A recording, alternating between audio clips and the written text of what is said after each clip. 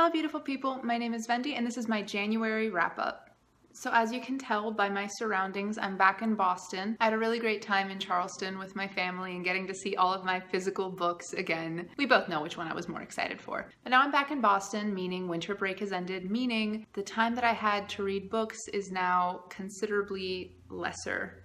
I managed to read 8 books in January, 9 if you count some beta reading that I did for a friend of mine named Hannah. Her channel is Book Lattes and she has a Bookstagram as well, and I'll leave both of them linked below if you want to check her out. She's absolutely wonderful and I know that her book's going to take BookTube by storm. I'm pretty pleased with that number. I do think it could have maybe done a little better, especially considering it was winter break and I had a little more free time than I do now. That being said, I thoroughly enjoyed most of the books on my list. Considering the space restraints of both my apartment here in Boston and my suitcase that I brought from South Carolina to here, I couldn't bring all the books that I had with me, so I decided to pre-film some of my wrap-up reviews while I was still in Charleston. Since I do these chronologically, I'm gonna have those first and then I'm gonna regale you with the rest of my list. So without further ado, let's get started. The first book I finished in January was The Wondrous Tales of Apprentice by Ivana Brlić-Mažuranić. This is, as you can see, a very short,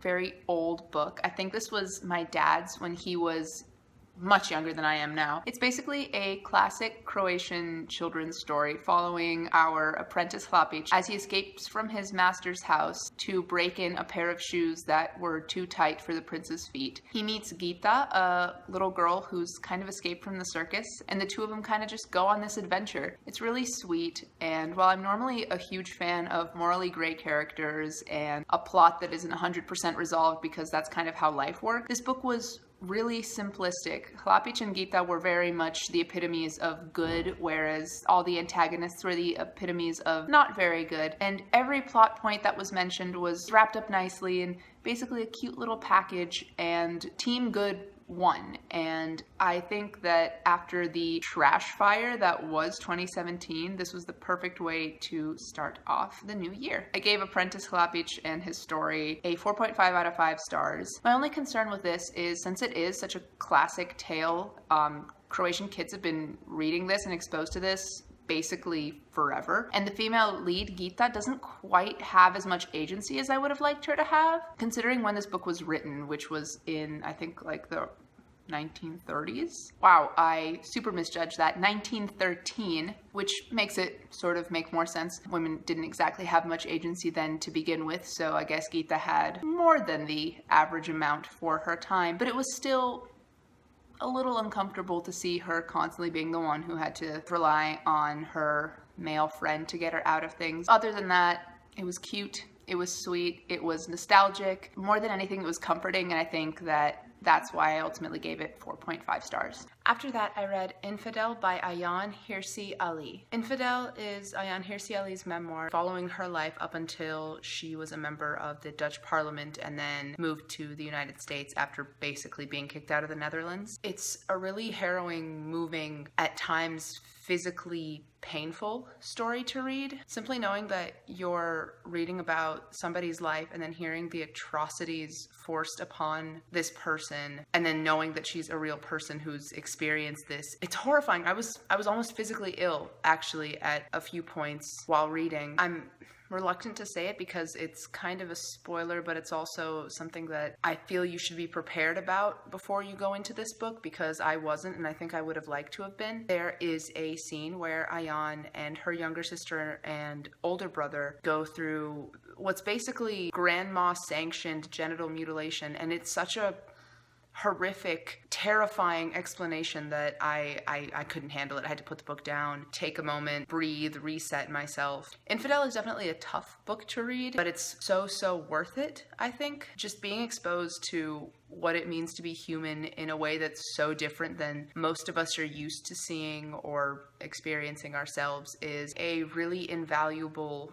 part of being a privileged literate person. I think if you want to be better informed about the state of the world and the way that people live in it, you should definitely pick up Infidel. I know it's only the second book that I read in 2018, but I think it's the most important book that I will have read in 2018, and I gave it a 4.75 out of 5 stars. It would have been a full 5 stars if, I don't know, something was missing to make it a full 5 stars. I feel kind of gross giving a star rating to somebody's life, which this essentially is a chronicle of. I'm not really judging her life, I'm more judging the way she's presented it, and the presentation was phenomenal anyway, so definitely read it. If any of the things that I've mentioned squick you out, be aware of that going in, but I think it's very important for everyone to read. After that, I read something lighter, and that is Afterworlds by Scott Westerfeld. The cover looks like that. I got my copy as a present, and I received it with the dust jacket missing, so it's a little naked. I might be doing a little doodle on this in the future, maybe. Stay tuned for that. But if you don't know, Afterworlds features a sort of story within a story, as well as the original story itself. It follows a girl named Darcy who, after finishing a novel in 1 month, we all know it's NaNoWriMo even though it's not explicitly mentioned, sells the book within a matter of weeks, I believe it is, for $300,000. And Darcy, instead of going to college like her parents want, decides to move to New York and pursue her dream of being a writer. So that's really the main story, and Darcy gets up to a bunch of shenanigans in New York. She meets another author, Imogen, and the two sort of fall in love. It's not the most chill, level-headed sort of love. It's very angsty and artist-y. And alternating the chapters that show us Darcy's life are the chapters of the story that she wrote, Afterworlds. Afterworlds follows our protagonist, Lizzie, who after a terrorist attack in an airport can see ghosts and sort of travel between the human world and the world of the dead. And she's guided in her journey of accepting this psychopomp status by a Hindu death god called Yamaraj. I definitely liked Lizzie's story more than I liked Darcy's. I'm not a huge fan of contemporaries, and Darcy's story was quintessential cookie cutter contemporary, except for the girls kissing bit, which was a perk in my humble opinion. Lizzie didn't exactly have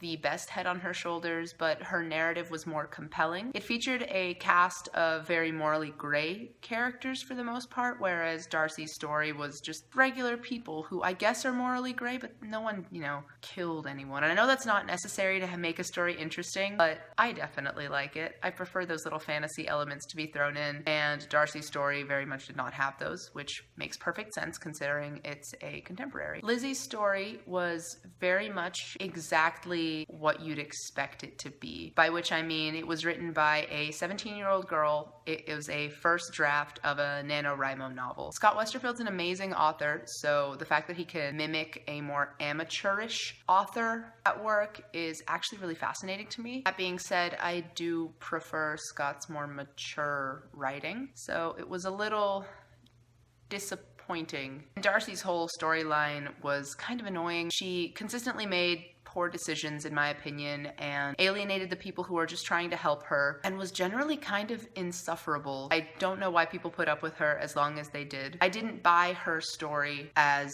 a teen author who's made it big and is now trying to live in the publishing world. I feel like the moment a character, the main character in particular, doesn't grip me, I sort of lose my feel for the story. I was also a little troubled with how the story was told. Since there was two separate storylines, one and the other sort of merging together, but not really. The way Scott Westerfeld managed that was to tell it in alternating chapters. This was a little jarring for me because the moment I got kind of into one of the storylines, including Darcy's, I would immediately be pulled out of it and thrown into a completely different world. I wasn't satisfied with it. I never managed to get fully immersed in either story. Despite Afterworlds being just about 600 pages long, I didn't feel like I was reading two full stories within it. I felt like both Darcy's story and Lizzie's story were missing significant portions of them. Were I to get either book alone, I would feel cheated. Regardless of all that, Afterworlds was really fluffy and sweet and cute. I read it in very few sittings, and after Infidel, it was exactly the sort of fluffy thing that I needed to read. I liked it well enough, and I gave it 3 out of 5 stars. After coming back from South Carolina, or rather on the plane ride from there to here, I read The Winner's Curse by Marie Rutkowski. The Winner's Curse follows Kestrel, a daughter of a general of Valoria, living in Valorian-conquered Haran territory. Basically what happened was the Valorians came in,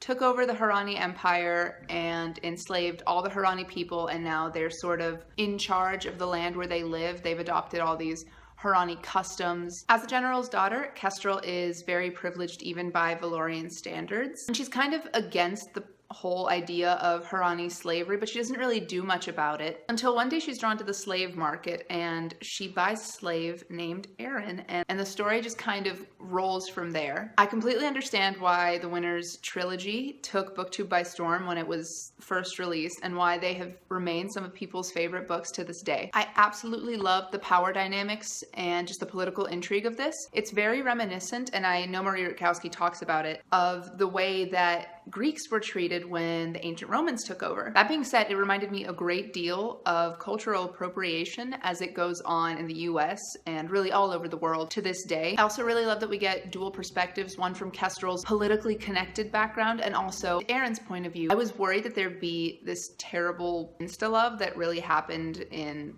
the early wave of YA fiction. The Winner's Curse is completely free of insta-love. The relationship that develops, and I'm not gonna name names, though I'm sure that you've either read it or you can probably guess. Anyway, the relationship that develops is really natural and it feels like a good progression, and there's a lot of spoilery elements that I actually can't talk to you about, but they're really interesting and they're really fun to read about, and I just like the whole concept and the execution of The Winner's Curse, and I can't wait to continue with the series. It was a really enjoyable read and I gave it 4 out of 5 stars. After The Winner's Curse, I was itching to reread a book, so I had to pick up Red Rising by Pierce Brown. Red Rising takes place in a future where people's classes are stratified by the color that they're born, with red being the lowest, almost slave class, and gold being like the elite, the aristocracy. When I say color, I mean the literal color of people's hair and eyes corresponds with their socioeconomic class. This book follows Darrow, a red, as he realizes he's been lied to his entire life about his and his people's purpose, and he joins a rebellion against the Golds, and the story sort of rolls from there. On the off chance that you haven't read this, I'm not going to give any more details because what I really love about this book is how much it took me by surprise. The book gets brutal and gruesome, but I really think it's effectively done and not used for shock factor. I have some issues with the way that this book treats its female characters. There is a decided lack of them when compared to the male characters, and they get far less screen time, but that's really the least of the problems. The ones that do get screen time are often brutalized or killed off, or something happens to them to increase the man pain of Darrow, our main character, and used either as objects to prompt him into action or as objects who, for one reason or another, prevent the action he wants to take. Either way, they're objectified and it's problematic. I do hear that that aspect gets a lot better as the series goes on, and I'm super excited to read the rest of the books and figure that out for myself. I really can't wait to pick up the other two, especially considering Iron Gold is out now. Pierce Brown is coming out with another trilogy set in this world, either a direct sequel or a distant prequel. I'm not sure, but I'm excited to read it as well. I wanted to give this book 5 stars, but honestly, the questionable treatment of women throughout it really dug at my enjoyment of it, and I have to give it 4 out of 5. So as it turns out, I figured out while editing that I had a lot more to say about these books than I originally anticipated, so I'm gonna split my January wrap-up into 2 videos, of which you've just seen the first. The second, along with my TBR for February, will be up shortly. Considering how much I read and how much I have to say, I'm probably gonna start doing a middle of the month wrap up as well, so like a bi-weekly sort of wrap up thing. So twice a month, once in the middle and once at the end, I'll do a wrap up of sorts. This is of course subject to change depending on how much I read in a given month, but when it's as many books as this and I have as much to say, be on the lookout for 2 videos. So that's really all I have for this one, and I'll see you next time, guys. Bye!